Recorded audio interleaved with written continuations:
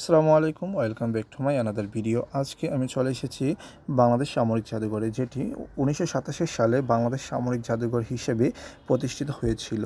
পলাশির যুদ্ধ থেকে 1757 সাল থেকে বর্তমান পর্যন্ত, দ্বিতীয় বিশ্বযুদ্ধ ও 1971 সালের মহান মুক্তিযুদ্ধের ইতিহাস নিয়ে সাজানো হয়েছে বাংলাদেশ সামরিক জাদুঘর। এবং আজকের ক্যামেরায় আছে আমার friend. She is secret person, so I can not mention that.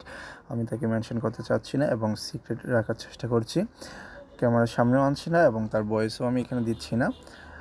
Bangladesh নৌবাহিনী এবং বাংলাদেশ সেনাবাহিনী, বাংলাদেশ বিমান বাহিনী সহ আনসার বিডিপি দিয়ে সাজানো হয়েছে 3টা ফ্লোর।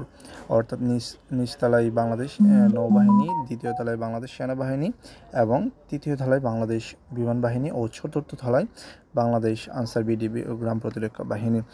এখানে আমি তিনতলায় দেখতেছিলাম মিসাইলগুলো কীভাবে কাজ করে এবং এনজয় করতেছিলাম। এখন আমি বলবো যে এটা খালি আছে।